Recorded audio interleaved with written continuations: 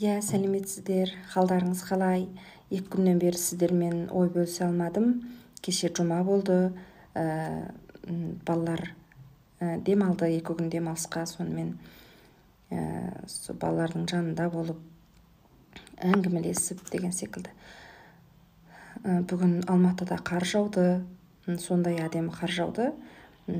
Кеште әбден жатқалы жатыр едік, сағат 9-да. Даланың көркі сондай тамаша. Неше уақыттан бері қар жаумаған, жер құрғақ болып тұрған, қар көрмегелі көп болған. Сонымен балалар далаға шығайықшы деп қалды. Содан жатқалы жатыр едік, жарайды. Шықсақ шығайық деп киімдерімізді киіп, балалардың қолғаптарын кигізіп, малақайларын, шәрпілерін таққызып, далаға шығарып, бір ойнатып келдік.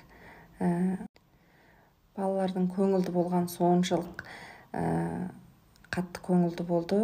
Бір-біріне қар лақтырып, қарға домалап, сондай жақсы ойнап, қайтып кеп шаршап, ұйықтап түсті.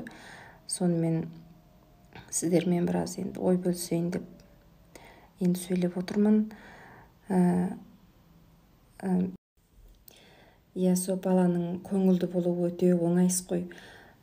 Өте кішкентай іске көңілді болады. Оған қымбат бағалы нәрсе алып бермесеңіз де, қымбат ойыншық алып бермесеңіз де, бір кішкентай ойыншыққа да разы болады. Болмаса үйде отырып бір қағаздан қиып бірдеңке жасасаңыз, шығып сіз жанында болсаңыз, сіз бірге істесеңіз, ол тіпті де көңілді болады. Сол секілді баланың әзіргі заманда енді баланың көңіл күй тәрбиесі де өте маңызды болып барады ғой.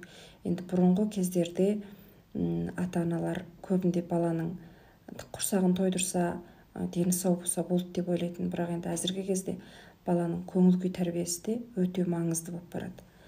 Енді мен сол өзім ылғи балам кеште мектептен келе салған кезінде бірінші сұрайтын сұрағым: балам көңіл күйің қалай?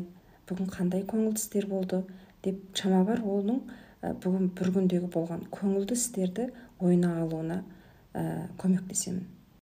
Сізге де ұқсас бала оқуда шаршайды, болмаса сабақтастарымен арақатынаста кейбір көңілсіздіктерге жолығады деген секілді. Олардың да өзінің кішкентай өмірінде болып жататын өте көп бас қатыратын шаруалар бар. Сол үшін балаңыздың көңілді болуына көмектесіңіз. Әрқашан балаларымызды көңілді етіп тәрбиелеуге тырысайық.